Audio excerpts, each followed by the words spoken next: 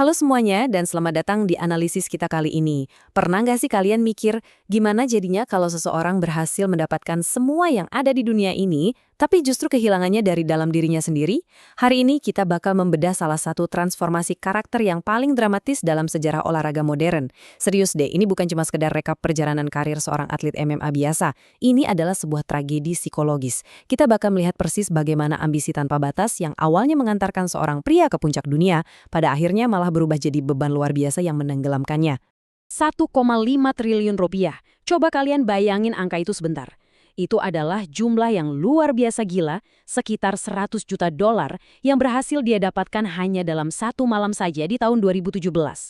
Uang sebanyak ini bagi orang yang nggak pernah punya apa-apa seumur hidupnya, mungkin terdengar seperti keajaiban kan? Tapi ironisnya, bagi subjek kita hari ini, besaran angka inilah yang justru jadi pelatuk kejatuhannya yang paling gelap. Oke, mari kita selami ini lebih dalam. Apa jadinya kalau impian terbesar yang selalu kalian kejar malah berubah jadi mimpi buruk yang menghancurkan hidup kalian sendiri? Hampir semua orang bermimpi bisa punya segalanya, kekayaan, ketenaran, kekuasaan, dalam sekejap mata.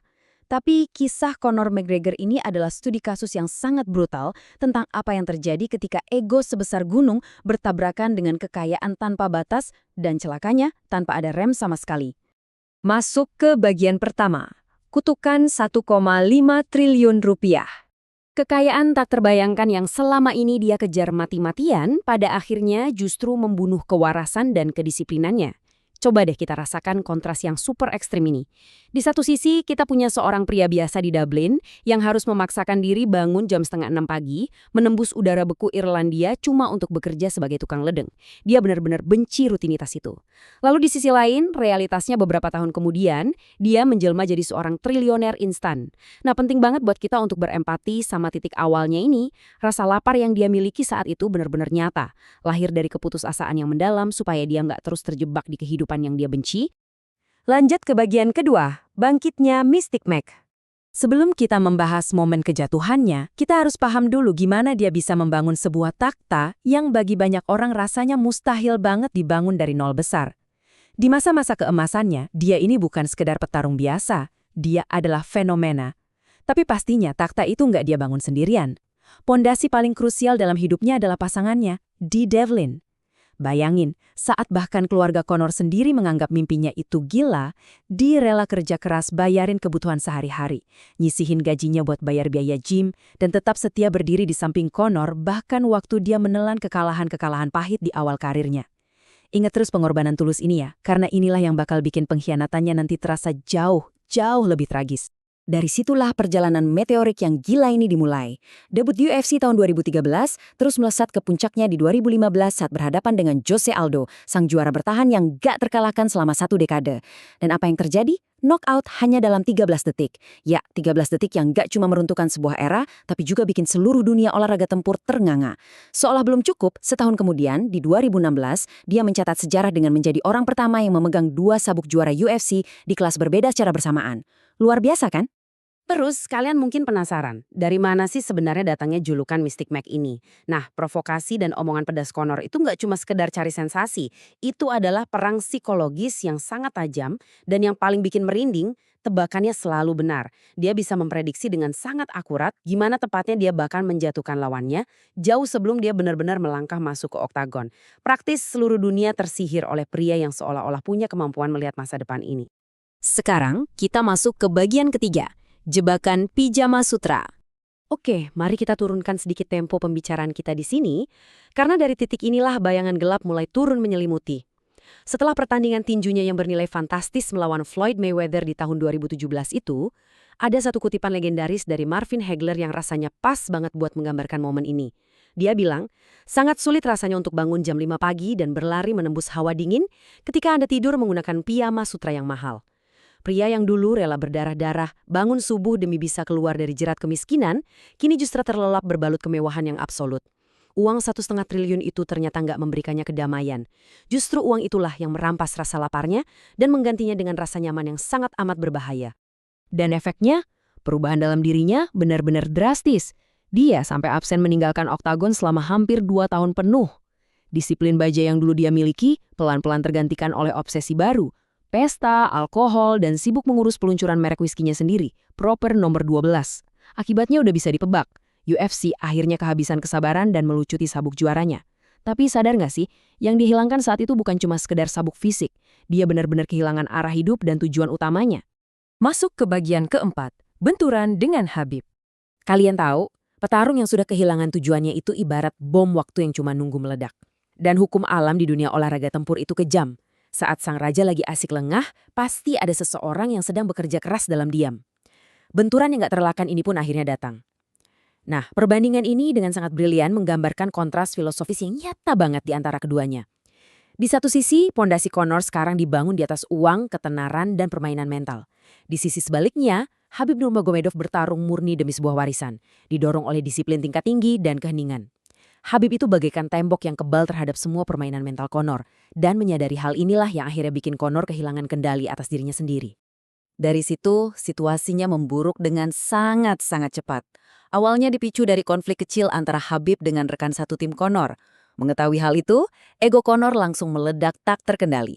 Dia langsung terbang ke New York dan melakukan tindakan kriminal yang benar-benar di luar nalar. Mengamuk dan melempar troli ke arah bus yang berisi para petarung lain. Dan saat pertarungan UFC 229 akhirnya dijadwalkan, topeng pemasaran yang selama ini dia pakai benar-benar lepas. Dia melewati semua batas etika, tanpa ragu menghina keluarga, negara, dan bahkan agama Khabib. Dan momen perhitungan itu pun tiba di dalam oktagon. Puncaknya adalah momen yang cukup bikin merinding saat Khabib mendominasi pertarungan, menghujani Conor dengan pukulan telak di lantai oktagon. Khabib menatap tajam ke mata Conor dan berteriak, "Ayo bicaralah sekarang." Di detik itu juga, sang Mystic Mac yang biasanya banyak omong mendadak terdiam 1000 bahasa. Egonya secara fisik maupun mental dihancurkan habis-habisan malam itu. Disaksikan secara langsung oleh jutaan penonton di seluruh penjuru dunia. Ini membawa kita ke bagian kelima, ego yang hancur. Kekalahan telak itu benar-benar mengubah segalanya. Karena jujur saja, kehilangan terbesar Conor malam itu bukanlah sabuk gelar juaranya, melainkan hancurnya ilusi bahwa dirinya itu sosok yang tak terkalahkan. Dan ketika ego dari seorang narsisis hancur lebur, efek kerusakannya bisa sangat mengerikan teman-teman. Rentetan peristiwa setelahnya seakan menggarisbawahi kejatuhan yang tragis ini. Demi menutupi rasa mindernya yang luar biasa, dia mulai mencari target yang lebih lemah untuk diintimidasi. Di tahun 2019, dia menyerang seorang penggemar dan bahkan memukul pria tua di sebuah pub. Maju ke 2021, saat kakinya patah parah saat melawan Poirier, alih-alih bersikap suportif atau menerima kekalahan, dia malah duduk di lantai oktagon dan berteriak menghina istri lawannya. Di tahun 2023, dia memukul maskot pertandingan sampai masuk rumah sakit. Dan puncaknya, di tahun 2024 ini, dia dinyatakan bersalah dalam sidang sipil atas kasus kekerasan di masa lalu. Benar-benar mengkhianati kesetiaan tanpa syarat yang selama ini diberikan oleh pasangannya, Dida Flynn.